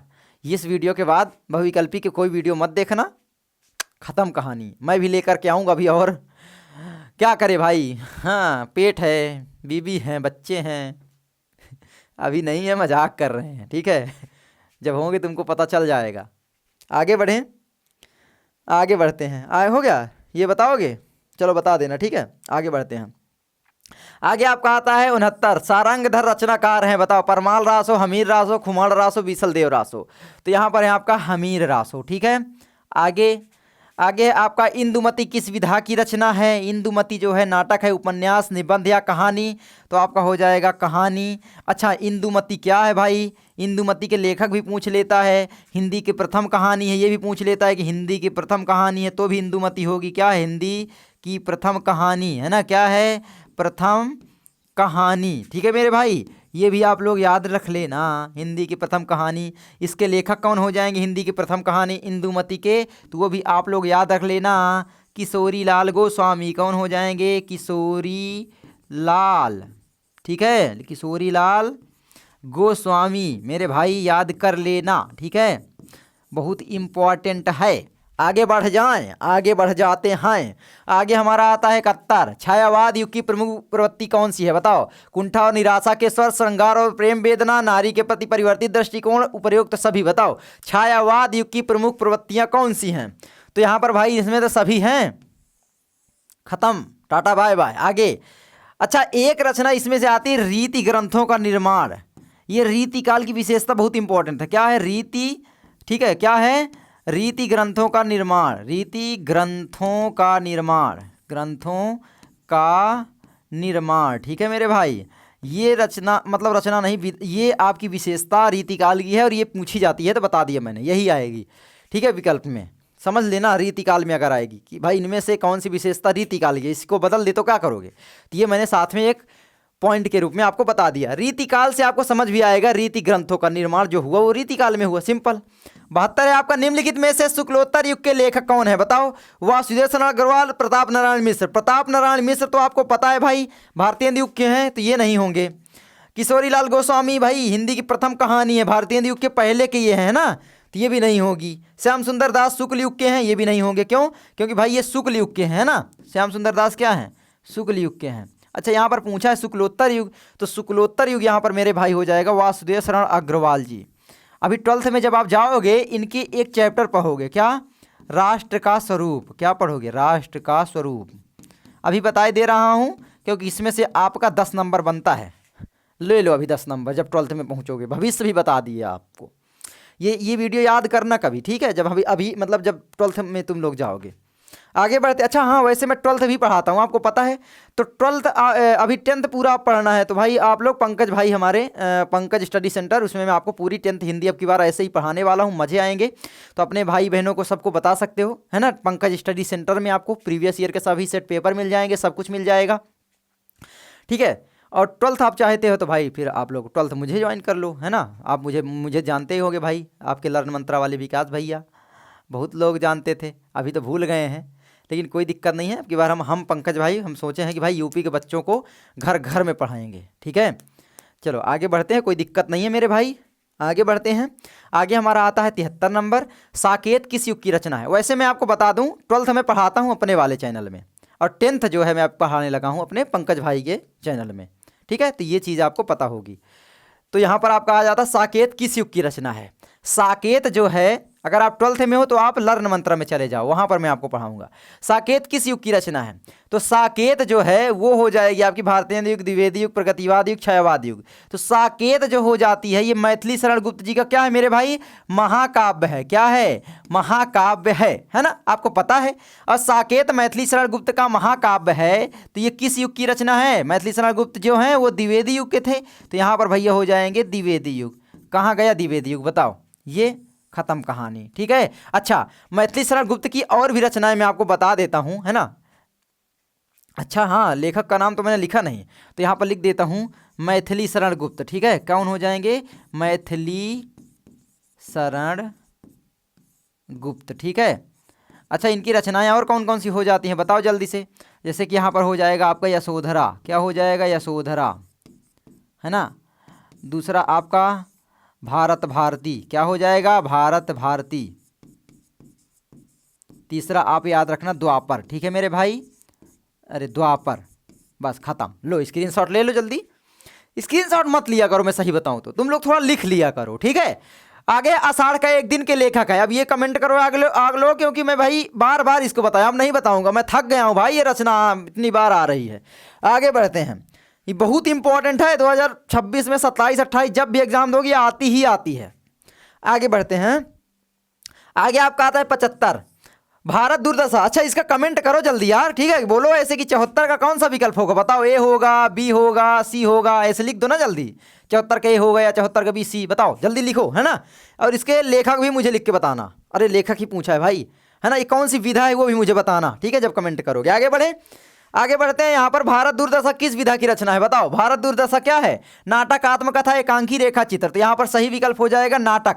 अच्छा, भारत दुर्दशा नाटक किसका है मेरे भाई? तो भारत दुर्दशा जो नाटक है ये आपका भारतेंदु हरिश्चंद्र जी का हो जाता है। हरिश्चंद्र, टके शेर भाजी टके शेर खाजा, है ना। भारतेंदु मैंने नहीं लिखा है, भारतेंदु, ठीक है, लिख लेना। आगे आपका 76 बिहारी किस युग के कवि हैं? आधुनिक काल, रीतिकाल, भक्तिकाल, आदिकाल। तो मैंने बताया है भाई रीतिकाल के हैं। और बिहारी लाल रीतिकाल के किस काव्यधारा के कवि हैं ये भी आपको पता है। चलो मैं इनसे चीजें बता देता हूं। तो ये हो जाते हैं रीति सिद्ध, क्या हो जाते हैं? रीति सिद्ध काव्यधारा के कवि। अच्छा, ये तो हो जाते हैं। इनको और भी एक चीज बोला जाता है, इंपॉर्टेंट है, आ सकता है बोर्ड एग्जाम में। क्या है भाई? गागर में सागर भरने वाला कवि। क्या है? गागर में सागर, ठीक है, भरने वाला कवि बोला जाता है इनको, भरने वाला कवि। यानी ये क्या है? गागर में सागर भरने वाले कवि हैं, ठीक है। तो ये चीज याद रखना, यानी गागर में सागर पूरा समाहित कर देते हैं अपनी रचनाओं से। इनके पास इतने मतलब अच्छे अच्छे शब्द हैं। आगे बढ़ते हैं, कोई दिक्कत नहीं, सारी चीजें बता दिया है। आगे हमारा आता है 77 नाना वाहन नाना वेशा विशेष शिव समाज नहीं देखा को मुखहीन विपुल मुकाहू बिनु पद कर को बाहु बाहु। लो भाई, नाना वेशा, नाना बोलो बीसे, बीसे मतलब हंसना, इसी में पकड़ लिया आप लोग, हास्यरस हो गया भाई।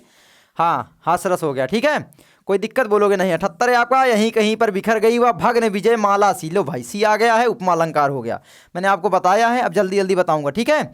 सीसा, समान, ये सब आते हैं शब्द, तो ये वाचक शब्द उपमा अलंकार के होते हैं। आगे बढ़ते हैं। अच्छा, उत्प्रेक्षा अलंकार के वाचक शब्द कौन कौन से होते हैं बताओ? मैंने नहीं बताया ना अभी तक, चलो बता देता हूं। मनहूं, है ना, जनहूं, और यहां पर मनुमानो, मनुमानो, ये अलग अलग हैं, याद रखना। मनु मानो और यहाँ पर जनु जानो, ये शब्द में से कुछ भी आ जाए, जनु और जानो। अच्छा, जैसे तैसे भी कहीं कहीं पर आता है, लेकिन ये ज़्यादा इंपॉर्टेंट है, यही आता है आपके 10th में, ठीक है। तो ये उत्प्रेक्षा अलंकार मैंने बता दिया, खत्म आपका, टाटा बाय बाय। अच्छा चलो, एक चीज़ मुझे बताओ, अब बताओगे, मुझे बताओ इसमें कौन सा अलंकार है? चरण कमल बंदौ हरिराई। क्या? चरण कमल बंदौ, है ना, बंदौ हरिराई। ये बताओ इसमें कौन सा यहाँ पर अलंकार है? अलंकार बताओ, बताओ जल्दी से कमेंट करके, ठीक है। आगे बढ़ते हैं। आगे हमारा आता है यहाँ पर 79 रोला किस प्रकार का छंद है? रोला एक सममात्रिक छंद है, इसमें 4 चरण होते हैं, है ना। 11 और 13 मात्राओं पर यति होती है, तो कहाँ पे आई? रोला विषम सममात्रिक, ये खत्म। आगे 80 षट दर्शन में कौन सा समास है? षट दर्शन, षट मतलब 6 दर्शनों का समूह, जब 6 दर्शन एक साथ करते हैं तो 6 आया। 6 आप षट से मतलब आपका 6 याद आएगा। 6 यानी क्या आया? संख्या, संख्या आया, सा क्या है? एक संख्या है। ठीक है, यहां पर मेरे भाई छा जो है ये क्या है? संख्या है ना, संख्या है ना, छा को छः, तो आपका द्विगु समास कहाँ गया? ये है। ठीक है, द्विगु समास खत्म। आगे बढ़े, आगे हमारा आता है यहाँ पर 81। इनमें से इंद्र का पर्यायवाची शब्द कौन सा है? बताओ इंद्र का पर्यायवाची। तो भाई ये भी 1 घंटा पूरा हो गया यार। चलो कैमरा बंद करके चालू करता हूँ। तो बताओ जल्दी, कार्ड भी भरने वाली होगी। इनमें इंद्र का पर्यायवाची शब्द कौन सा है? रतिपति। रतिपति जो है ये तो मेरे भाई आपको पता है कामदेव का है, कामदेव का। अच्छा, कामदेव को और क्या क्या बोलते हैं? अनंग भी बोलते हैं, लिख लो जल्दी, है ना। अनंग, मदन भी बोलते हैं, हाँ, मनोज, मनोज भी बोलते हैं, है ना। मनोज, मनोज नहीं लिखा, मनोज। ये लो पूरी पर्यायवाची। देवेश, ये सही है आपका विकल्प। इंद्र का पर्यायवाची देवेश। देवेश को क्या बोलते हैं? देवेंद्र भी बोलते हैं। और यहाँ पर सुरेश, सुरेश भी बोलते हैं और सुरेंद्र भी बोलते हैं मेरे भाई। देवेश तो लिखा था, सुरेंद्र। ठीक है, खत्म। ठीक है, आगे राकेश। राकेश जो है ये चंद्रमा का पर्यायवाची है। ठीक है, तो ये तो नहीं होगा, ये भी नहीं होगा, चंद्रमा का है। चंद्रमा को और क्या बोला जाता है? मयंक, मयंक, है ना। तो ये चीज हो गया। आगे आपका विनायक। विनायक किसकी है बताओ जल्दी से, लिख देता हूँ। विनायक जो है गणेश की है ना। गणेश, गणेश, हेरम्ब, है ना, गौरी सुत, बहुत सारी पर्यायवाची हैं, आपने याद किया होगा, वैसे लिख लो। 82 है कपाट तत्सम रूप है, यानी कपाट किसका तत्सम रूप है बताओ। यानी कपाट किसका तत्सम है, यानी कपाट का जो है तद्भव पूछा है। कपाट का तद्भव क्या हो जाएगा? कपाट को क्या बोलते हैं? कपाट मतलब होता है दरवाजा, और दरवाजा जो है बोलते हैं किवाड़ को, है ना, किवाड़। ये हो गया आपका। गांव देहात, अगर आप गांव से हो तो आपको पता ही होगा। मेरे यहाँ तो बोलते हैं खोलो रे किवाड़, अपन किवाड़ को अब किवाड़ बोलने लगे हैं, किवाड़। हाँ, तो वही हो गया। आगे बढ़ें, आगे 83 आपका है रचना की दृष्टि से वाक्य के भेद हैं। भाई रचना की दृष्टि से पूछा है। बहुत सारे बच्चे कंफ्यूज रहते हैं जीवन भर कि भाई अर्थ के आधार पर, रचना के आधार पर बताओ। तो रचना के आधार पर मेरे भाई 8 2 3 6 बताओ, तो यहाँ पर 3 हो जाएगा। अच्छा कैसे भैया? ट्रिक बताओ। हाँ वो भी ट्रिक बता देता है तुम्हारा भाई का। आज भैया ट्रिक ये पूछते रहते हो तुम, काहे इतना परेशान करते हो तुम। चलो कोई दिक्कत नहीं, बता देते हैं। अच्छा, अर्थ के आधार पर 8। अच्छा पूछेगा अर्थ। हाँ भैया थोड़ा सा दिमाग में लगाओ, कुछ दिख रहा है? क्या दिख रहा है? आ दिख रहा है, आ दिख रहा है। अर्थ के आधार पर पूछेगा 8, आ मिला देना है, खत्म कहानी। हाँ, और अगर रचना के पूछे तो लो भाई रचना 3 रचना, कोई भी रचना नामक है, मान लो 3 रचना तुम लोग कर रहे हो। याद करने की जरूरत नहीं है विकल्प में, ऑटोमेटिकली बस ये याद कर लो। ये तो आपको पता ही होगा, 3 3 8 याद करो बस। पहले 3 5 लोग करते थे, 3 8 तुम लोग करने लग जाओ। तो 3 कौन कौन से होते हैं? अच्छा, रचना के आधार पर वाक्य के भेद बताओ कौन कौन से होते हैं। एक तो कर्ता के अनुसार होता है, तो जिसको हम कर्तरी बोलते हैं, कर्तरी। अरे हाँ, ये तो मैं वाच्य बताने लग गया। यहां पर एक तो आपका होता है क्या, रचना के आधार पर सरल वाक्य। हाँ जी, जहां पर 2 वाक्यों को जोड़ करके हम वाक्य बनाते हैं वो हमारा संयुक्त कर देते हैं, जोड़ देते हैं, तो संयुक्त वाक्य हो जाएगा। हाँ भैया। तीसरा आपका क्या हो जाएगा? आप कमेंट करो मुझे, ठीक है। अरे यार मिश्रित वाक्य, लो ये याद हो जाएंगे अब आपको, कोई दिक्कत नहीं है। आगे बढ़े। 84 है अविकारी पद को कहते हैं संज्ञा, सर्वनाम, विशेषण या फिर अव्यय। तो ये बहुत इंपॉर्टेंट है मेरे भाई, आता ही आता है। तो अविकारी को बोलते हैं, अरे क्या बोलते हैं? अव्यय बोलते हैं। ठीक है, क्या बोलते हैं? अव्यय बोलते हैं। अच्छा ये क्या है? ये सब क्या है? विकारी हैं। अच्छा विकारी क्यों हैं? मैं आपसे बोलूँ विकारी क्यों हैं? क्योंकि इनका परिवर्तन जो है होता रहता है ना। जो भी ये शब्द हैं इनका परिवर्तन क्रिया के अनुसार हो जाएगा, कर्ता के अनुसार हो जाएगा, है ना। बहुत सारी चीज़ें, जैसे काल के अनुसार हो जाएगा, लिंग के अनुसार हो जाएगा। जैसे मैं बोला वाह, तो ये क्या है? विकारी है या अविकारी, या सर्वनाम है या संज्ञा? मुझे कमेंट करके बताना। आप दिमाग लगा रहे होंगे। हाँ वैसे वाह बताओ जल्दी। अच्छा मैं मान लो मैंने बोल दिया मोहन, तो ये क्या है? संज्ञा है या सर्वनाम है? मोहन क्या है? मुझे कमेंट इन दोनों का करना है तुमको, ठीक है।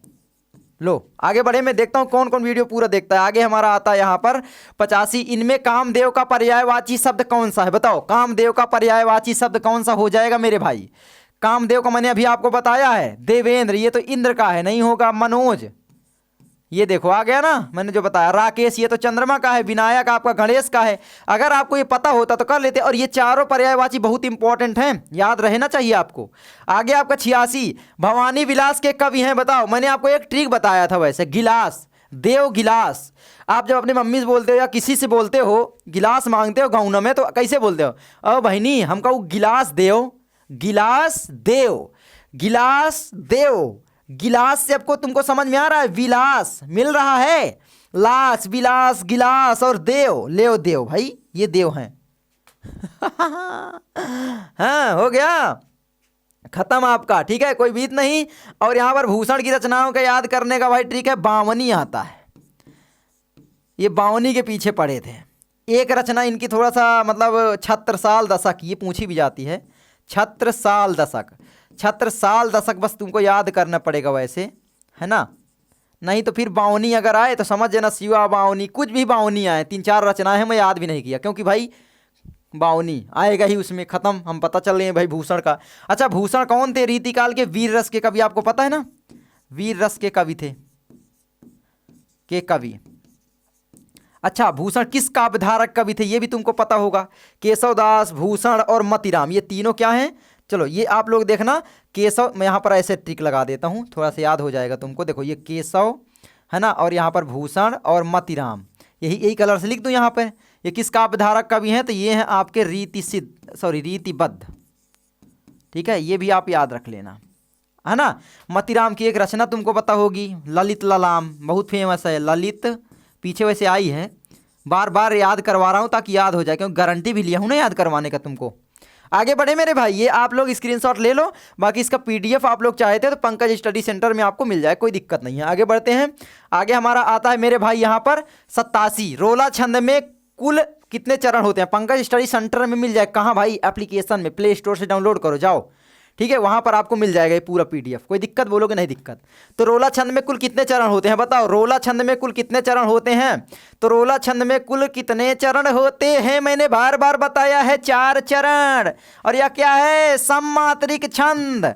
ये मतलब भाई बोर्ड एग्जाम में आएगा ही आएगा। आगे बढ़े। 88, अधिग्रहण शब्द में प्रयुक्त उपसर्ग है बताओ। आधि और ग्रहण, अधिग्रहण, आधि, कितना सरल आता है बोर्ड एग्जाम मेरे पागलों। 89, अनंत आकाश के रचनाकार, मैंने आपको एक ट्रिक बताया था भाई, थोड़ा सा टोन मिलाओ। अनंत आकाश जय प्रकाश, अनंत आकाश जय प्रकाश, मिल रहा है टोन?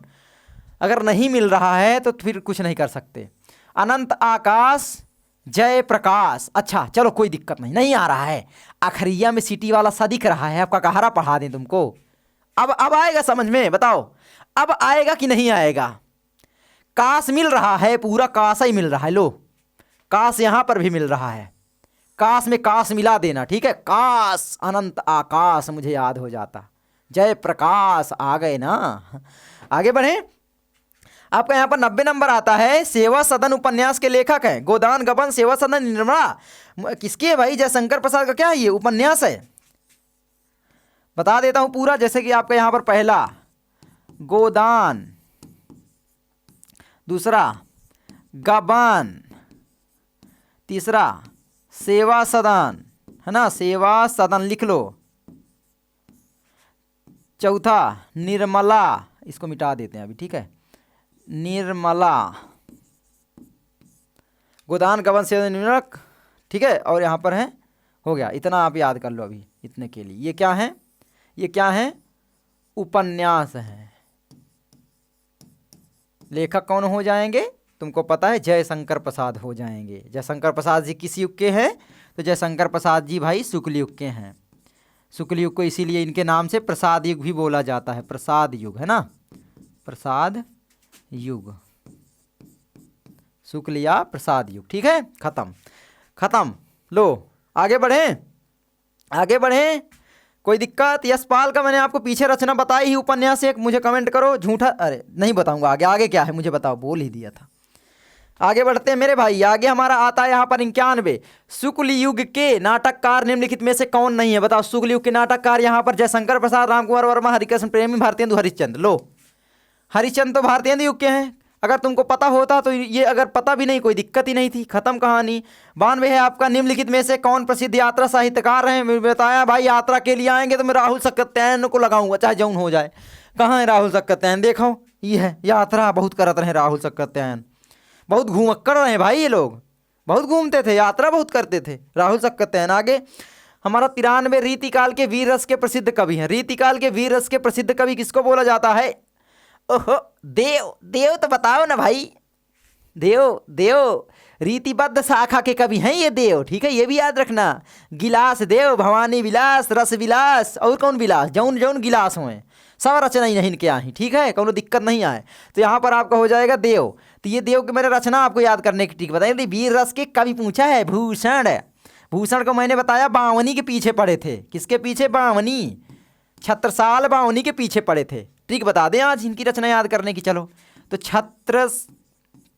छत्रसाल बावनी, छत्रसाल दशक बावनी, अरे पूरा ना याद करो, बावनी। लो ट्रिक यहीं पर ऑन द स्पॉट ट्रिक बन गई है ना।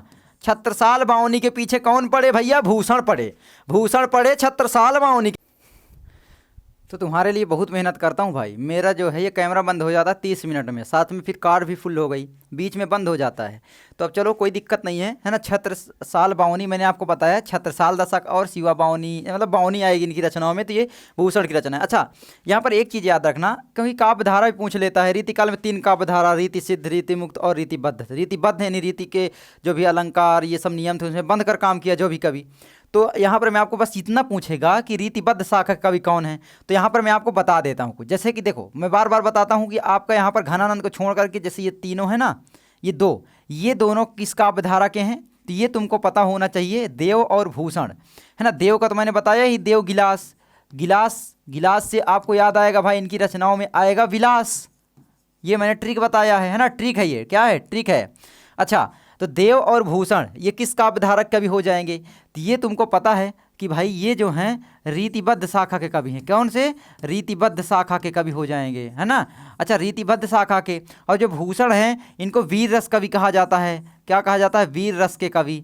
रस के कवि कौन? भूषण, ठीक है। तो ये चीज़ तुमको पता होगी कि भूषण वीर रस के कवि हैं, है ना।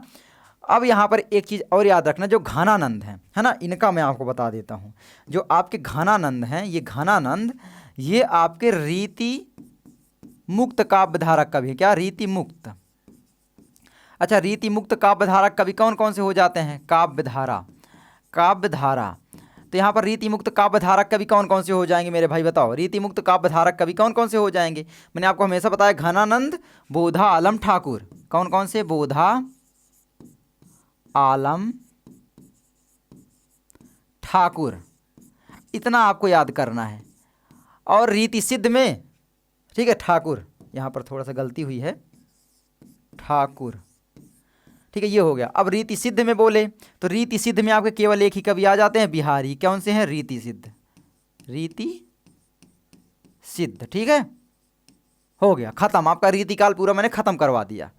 अगर ये 5 याद कर लिए, ये 4 ये और एक ये, है ना, घनानंद, बोधा, आलम, ठाकुर, ये अलग अलग हैं, याद रखना। तो ये घनानंद, बोधा, आलम, ठाकुर और बिहारी आपके रीति सिद्ध काव्यधारा के, घनानंद, बोधा, आलम, ठाकुर रीति मुक्त काव्यधारा के। बाकी जितने भी ये बच जाएं आपको याद तो रहेंगे, एक बार पढ़ लोगे दिमाग में रहेगा, याद भले न रहे, है ना, याद करने की जरूरत भी नहीं है, आपको पता चल जाएगा रीतिबद्ध शाखा के। और इनकी रचनाओं का मैंने ट्रिक भी बता दिया है। जैसे केशव की रचनाएं अगर पूछे तो भाई प्रिया के पीछे पड़े थे, कवि प्रिया, रसिक प्रिया, और या आएगा आखिरी में। तो ये इस तरीके से आप मतलब एक सीक्वेंस बैठा सकते हो। आगे बढ़े मेरे भाई, चलो। प्रिय प्रवास किसकी रचना है बताओ? प्रिय प्रवास आपको पता है, मैंने बताया भी है। प्रिय प्रवास हिंदी खड़ी बोली का प्रथम महाकाव्य माना जाता है। और यह क्या है? अयोध्या सिंह उपाध्याय हरिऔध की रचना है मेरे भाई, आपको पता ही चल गया होगा वैसे, है ना। क्या है ये मैं बता दूं, प्रिय प्रवास, है ना, ये क्या है? अयोध्या सिंह उपाध्याय हरिऔध की रचना हो जाएगी। ये क्या है? हिंदी खड़ी बोली का प्रथम उपन्यास। क्या है? खड़ी, है ना, मैं बार बार बता रहा हूँ ताकि आपको याद हो जाए। बोली का प्रथम महाकाव्य, ठीक है मेरे भाई। देखो राइटिंग नहीं बैठा रहा हूं, कोई दिक्कत नहीं, तुम लोग लिख लेना, महाकाव्य। अच्छा ये अयोध्या सिंह उपाध्याय हरिऔध की और रचनाएं 2 हैं, है ना, जैसे कि रस कलश, और एक है वैदेही वनवास। ये भी महाकाव्य ही हैं, काव्य ही है, मतलब वैदेही वनवास, ये मतलब पूछी ही जाती है ना, इसीलिए बता दिया। इनमें से एक नंबर आपका पक्का हो जाएगा, कोई दिक्कत नहीं है। तो ये सभी आप लोगों को पीडीएफ पढ़ने के लिए मिल जाएगा कि विकास भैया ने कैसे पढ़ाया क्या है। एक बार एग्जाम के टाइम के पहले इन सभी को पढ़ के चले जाना। ये लिखा हुआ पूरा पीडीएफ आपको पंकज स्टडी सेंटर मिल जाएगी। जैसे मैंने आपको समझाया सब कुछ, वैसे पूरा पीडीएफ आप चाहते हो तो भी, या आप चाहो तो अपने से थोड़ा नोट्स बना लो, तो लिखोगे तो याद हो जाता है। लिखने से जल्दी याद हो जाता है, ये तो सही बात है ना। आप ऑनलाइन चाहे जितना पढ़ लो, वीडियो देखते रहो, कोई वो नहीं है। आगे बढ़ते हैं। तो 100 क्वेश्चन जल्दी से करवा देता हूँ, नहीं मेरी कार्ड फिर फुल हो जाएगी। 95 राम की शक्ति पूजा के रचनाकार हैं, बताइए। सूर्यकांत त्रिपाठी निराला, मैंने पहले भी बताया था, कोई दिक्कत नहीं है। 96 आपका निम्नलिखित में से कौन प्रगतिवादी युग के कवि नहीं है, बताइए। प्रगतिवादी युग के कवि कौन नहीं है? नागार्जुन, त्रिलोचन, केदारनाथ, अग्रवाल, यहाँ पर आपका सही विकल्प भारतेंदु हरिश्चंद्र। देखो ये याद ही नहीं करना, क्योंकि आपको अगर पता है ये सब अगर नहीं याद करते हो, है ना, प्रगतिवादी युग के कवि। अच्छा, अब एक चीज़ और याद कर सकते हो कि नागार्जुन, त्रिलोचन और केदारनाथ अग्रवाल प्रगतिवादी युग के कवि हैं, और भारतेंदु युग जो हैं ये भारतेंदु हरिश्चंद्र भारतेंदु युग के हैं। सिंपल है ना। भारतेंदु युग की समय सीमा ये सब मैं आपको बता दूं क्या, थोड़ा सा कहीं लिखा आया नहीं हूं ना, तो एक चीज़ मैं यहाँ पर बता दूं, क्योंकि ये पूछी जाएगी बोर्ड एग्जाम में। ठीक है, कहाँ पर, यहीं पर लिखवा देता हूँ। देखो सबसे पहले आपका यहाँ पर आता है आधुनिक काल, है ना। क्या आता है? आधुनिक काल। अच्छा मेरे भाई, आधुनिक काल जैसे ही आपको याद आएगा, तो आपको याद आएगा कि 1843 ईस्वी से चला ये, है ना। 1843 ईस्वी से अब तक, ठीक है, ये भी याद रखना। अब तक चला 1843 ईस्वी से अब तक, ठीक है। नाउ अभी जो प्रेजेंट में है, अब तक, ठीक है। अच्छा ये चला, ठीक है मेरे भाई, कोई दिक्कत नहीं। अब आधुनिक काल से तुम्हें याद आएगा कि इसमें जो बांटा गया है वो भारतेंदु युग सबसे पहले आया आपका। क्या आया? भारतेंदु युग। उसके बाद आपका आया द्विवेदी युग, है ना। उसके बाद आपका कौन सा आएगा? द्विवेदी युग के बाद आपका आएगा शुक्ल युग, फिर आपका शुक्लोत्तर युग बाद में। यही 3 फेमस हैं आपके लिए। तो भारतेंदु युग कब से कब तक चलेगा? 1843 से चला, तो पहला तो आपका युग भारतेंदु युग ही था। तो 1843 से 1900 ईस्वी तक, तो बिल्कुल सिंपल है, 1843 से 1900 ईस्वी तक चला ये। अच्छा 1900 ईस्वी से 1919 तक आपका द्विवेदी चला। आप एक सीक्वेंस याद करोगे जल्दी याद हो जाएगा। 1919 से, अरे सॉरी, है ना, 1900 से, तो आपका हो जाएगा 1900 से 1919 तक। अच्छा शुक्ल युग कब चला? तो 1900 से, है ना, 1919 से 1938 तक। और इसके जो भी लेखक कवि ये सब मैंने आपको बताया ही। तो भाई ये वीडियो पूरी कितना इंपॉर्टेंट है, आपका खत्म हो जाएगा। अच्छा रीतिकाल की समय सीमा भी पूछ लेता है, बार बार दोहरवा है रहा हूँ अब, है ना। रीतिकाल, तो रीतिकाल जो है आधुनिक काल से पहले का जो काल था और भक्ति काल के बाद का काल, तो उसको बोला गया रीतिकाल। तो रीतिकाल में 3 शाखाएं हुई, रीतिबद्ध, रीति सिद्ध, रीति मुक्त। तो रीतिकाल का जो समय सीमा है वो आप याद रखना, 1643 ईस्वी से चला और 1843 ईस्वी तक, क्योंकि 1843 ईस्वी से जो है आपका आधुनिक काल चल गया। उसमें आपका सबसे पहले भारतेंदु युग आया, उसको मतलब बांटा गया ना आधुनिक काल को, भारतेंदु युग, द्विवेदी युग, शुक्ल युग में। फिर प्रगतिवाद, प्रयोगवाद आ जाता है, उनका ज़्यादा पूछता नहीं है, खत्म आपका सब कुछ। ये मतलब आपका डेट ऑफ बर्थ इनका खत्म, कब से कब तक इनका जन्म हुआ, है ना। मैं तो यही बोलता हूँ ताकि आपको याद रहे। आगे बढ़े मेरे भाई, चलो कोई दिक्कत बोलोगे नहीं, पूरा आपको मिल जाएगा पीडीएफ, कोई दिक्कत नहीं है, ठीक है। आगे आपका आता है 97 चिंतामणि के रचयिता हैं, बताइए चिंतामणि के रचयिता कौन हो जाएंगे? तो आपके हो जाएंगे आचार्य रामचंद्र शुक्ल। इनका क्या है? निबंध है, आपको पता है क्या है? निबंध है ना। तो मेरे भाई ये चीज़ आप लोग याद रखना, चिंतामणि जो है ये क्या है? निबंध है, ठीक है। आगे बढ़ते हैं। 98 पंच परमेश्वर कहानी के लेखक हो जाएंगे भाई मुंशी प्रेमचंद हो जाएंगे, बिल्कुल सिंपल है ना, मुंशी प्रेमचंद। इनकी ईदगाह भी इंपॉर्टेंट है, एक कहानी ईदगाह। अच्छा इनके जो मुंशी प्रेमचंद जी के जो हैं, है ना, प्रेमचंद जी के जो आपके उपन्यास हैं वो बहुत फेमस हैं। क्या है उपन्यास? बताओ उपन्यास, उपन्यास कौन कौन से हो जाएंगे मुझे बताओ। तो आपका यहाँ पर हो जाएगा गोदान, गबन, है ना, और यहाँ पर सेवा सदन, सेवा सदन, और यहाँ पर निर्मला, निर्मला, खत्म। ये आपके उपन्यास हो गए, ठीक है, ये सभी उपन्यास हो गए। अब आपको याद हो जाएगा, ये पूरा पीडीएफ भी अगर आप लोग को मिल जाएगा तो आप लोग एक बार पढ़ लोगे, लिखना नहीं पड़ेगा, तो प्रैक्टिस भी हो जाएगी, तो आप लोगों को ये पूरा मिल जाएगा। आगे बढ़ते हैं। 99 ललित ललाम किसकी रचना है? मैंने बार बार बताया, ललित ललाम मतीराम, है ना। तो आपको एक मतलब टोन मैच करना है। तो ललित ललाम किसकी रचना है? मतीराम की है। मतीराम किस काव्य धारा कवि थे मुझे बताओ? रीतिकाल के तो थे। अच्छा मतीराम जो है किस काल के कवि थे? तो रीतिकाल के थे। अच्छा, रीतिकाल कब से कब तक चला? तो आपका चला यहाँ पर 1643 ईस्वी से 1843 ईस्वी तक, फिर उसके बाद आधुनिक काल चला। अच्छा, रीतिकाल में जो 3 काव्य धाराएं हुई उसमें ये किस काव्य धारक कवि थे? तो ललित ललाम जो है रचना अगर पूछ ले तो भी रीतिबद्ध शाखा के। लो, सब चीज बता रहा हूं, ठीक है। पद्माकर भी रीतिबद्ध शाखा के कवि ही हैं। देव ये नहीं है, भूषण भी रीतिबद्ध शाखा कवि। देव ये किस काव्य धारक कवि हैं? बताओ मुझे। हाँ, देव भी हैं वैसे, है ना, देव भी हैं, क्योंकि घनानंद जो है रीति मुक्त के हैं, तो देव भी हैं। ये सभी रीतिबद्ध शाखा के कवि हैं। क्या सभी? क्या है यहाँ पर? सभी, है ना, रीतिबद्ध कवि हैं। क्या हैं? रीतिबद्ध कवि। ठीक है, ये सभी याद कर लोगे। अब भूषण भी हैं। अच्छा, यहाँ पर एक नाम नहीं दिया गया है, वो भी याद कर सकते हो, केशव, क्योंकि फेमस है ना, केशव भी हैं, केशव दास। ठीक है, इनकी रचनाएं कौन कौन सी हैं आपकी? ललित ललाम मतिराम, ये सब है ना, सॉरी ललित ललाम मतिराम ये तो उनकी है, मतिराम की है। केशव दास की रामचंद्रिका कवि प्रिया रसिक प्रिया आपको याद होगा। उसके बाद है आपका लास्ट क्वेश्चन, आंगन के पार द्वार रचना है, तो यहाँ पर आपको याद होगा भाई, आंगन के पार द्वार अज्ञेय की है। अच्छा, एक उपन्यास भी इनका फेमस है, आंगन के पार द्वार। क्या है? शेखर एक जीवनी। क्या है? बहुत इंपॉर्टेंट है, शेखर। इसको हम पढ़ते थे पहले, शेखर एक जीवनी, नहीं शेखर, और ये 2 बिंदी रहती हैं, एक जीवनी। ये जीवनी भले लगा हुआ है लेकिन जीवनी विधा की नहीं है, ये कौन सी है? उपन्यास है। ठीक है मेरे भाई, ये खत्म आपका। अब आपका ये एक भी बहुविकल्पी बाहर से नहीं आएगा, मैं गारंटी के साथ कह सकता हूँ। रीतिकाल भी मैंने आपका खत्म करवा दिया है, सब कुछ काव्य धारा